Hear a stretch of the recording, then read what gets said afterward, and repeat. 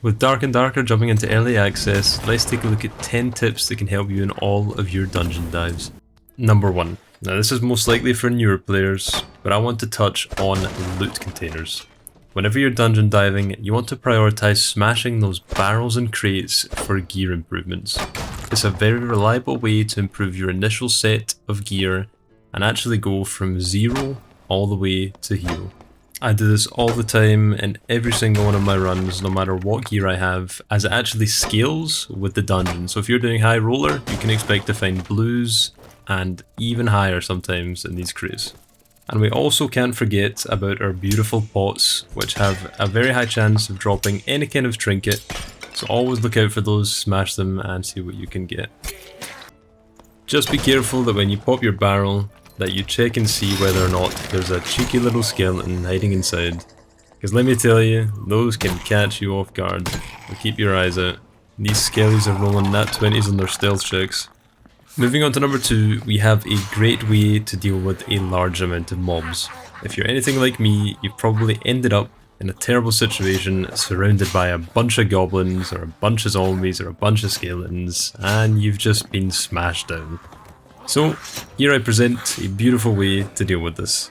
Using any class, go ahead and aggro as many enemies as you can and start your own conga train. Once you got it running, start baiting them over traps like I'm doing here. You can just run around them and they'll eventually follow you and start slowly perishing into the abyss before your eyes. I've started using this technique more and more, and you can use it in any dungeon where you can find traps. Let me tell you, it is a great way to get a lot of free loot. It's especially good in the goblin caves, as you can see here, because in the big massive main room there are a bunch of traps scattered around on the floor. So you can literally jump down if the room's clear, aggro all of the goblins, and then just like this, you want to bait them over, and yeah, you see I'm doing this on a quarter, or like 1/6 HP. Very easy, and yeah, give it a go, let me know how you get on with that. Coming in at number 3, we have a secret Goblin Caves extract. Now there are probably lots of experienced players that likely know that this actually exists, but for those of you who don't know, there is a hidden extract point in the Goblin Caves, and it is a single use by any player in the dungeon. So be wary, once it has been used, it can't be used again. So if you think someone's playing around the area where it is, they've probably used it themselves to extract. And if they have, you'll find that there's a very loud audio cue for that. It opens in the last 2 minutes for any daring dungeoneer, and if you want to camp and wait for it, there's always a shrine of health in the adjacent room. And as you can see here, I use it as a last minute getaway to save my own skin after committing to a terrible fight. Tip number 4 is a bit more of a niche tip that applies to really where you should be playing during the game. I encourage everyone to actually try both playing on the edge of the circle and playing inside of the circle, and kind of test which works best for your style. But for me, I would encourage everyone to actually play within the inner circle and reach that circle as fast as possible if you start far out when you spawn in. Because if you don't, you might end up in one of these situations where you're actually running through, picking up a lot of aggro and taking a lot of unnecessary damage. You might also get gatekeeped when you actually do reach the circle, and there's no turning back if you've got that conga train behind you. So be very careful, think about where you spawned and where it's best to be in the coming few minutes. I've had a lot of terrible situations and been through a lot of hell because I actually sat on the edge of the circle for too long or was too greedy looting. So keep that in mind and test it out in your own raids and see what fits best. Tip number 5 is do not stick to the default gear that you start with. After you've extracted once or twice, you're going to have enough money to start vendoring better starter gear. Don't sleep on it, trust me, it's a massive cheap improvement to the starting equipment. I can guarantee you it will boost your overall survival rate if you start investing.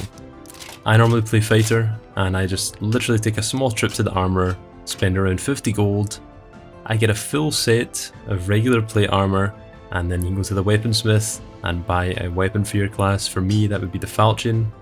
It's again very cheap, but it is 34 damage compared to the 22 that I usually start with. And as you can see, going into this clip, if I was wearing default gear, I certainly would have lost this fight. but thanks to having purchased a few upgrades, I managed to pop a protection potion, jump through, and start taking a fight way above my weight class. Taking on this cleric. Luckily it seemed like he was struggling a little bit, but having that range on the falchion was a big game changer, and obviously having the plate there would allow me to tank a couple hits. And then, you know, you can upgrade in the game as well. Whenever you find better armor, better equipment, just swap it out, because you only paid a small amount. So definitely start purchasing gear and stop using the starter stuff after you've extracted once or twice and you've got a couple of gold pouches filled. It is well worth it, trust me. For number 6, I want to touch on a mechanic that sadly a lot of players don't know about but is quite core to the game. We all know you can walk, and we all know that you can crouch to reduce the sound of your movement, but so many players don't know that you can actually slow walk by holding shift like I'm doing here. And you can actually take off your shoes to make it even quieter.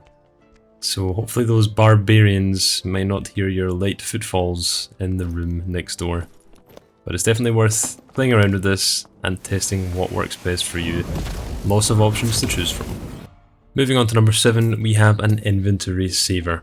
I'd recommend once you get more experience and want to start min-maxing your raids that you start taking at least 1 gold pouch in with you. Now this can end up saving up to 5 slots depending on how many coins you find during your dungeon dive. They only cost 5 gold and they easily pay for themselves in a single raid.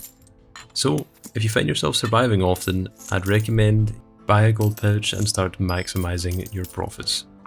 It's a small amount to pay for the slot investment when it comes to min-maxing your profits from the raid. So spend that 5 gold and potentially make 50 more. Now tip number 8 is definitely one of the lesser known tips for Dark and Darker, and that is heal stacking. So for those of you who don't know, you actually can't stack the same healing potions. This means you've got to wait for one to heal to finish before you start healing from the next one. An easy workaround is to use 2 different healing potions. For example, in this clip I use a 15 HP healing potion and a 19 HP healing potion. And this way I can actually stack both of the heals, and then I can sit down and meditate and heal twice as fast. This is good to know for when you're stuck in a pinch and need to maximize your healing over a short period of time.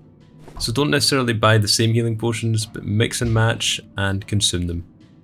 Coming in at number 9, we have the easiest way to deal with those pesky respawning spiders. We all know that you've got to smash their pot in order to stop them from spawning, but it can be difficult to reach it sometimes. Fear no more, because you can actually jump on top of the pot like I do here and the spiders can't hit you. Once you break it, they're also likely going to kill each other trying to bite you. So it's a win-win situation, all for you.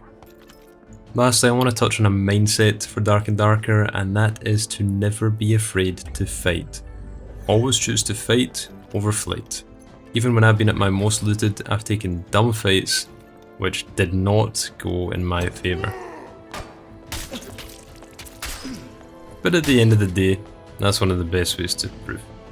Put yourself in these unfavourable situations and don't worry when you do something stupid and end up dying in a very silly way like I did here.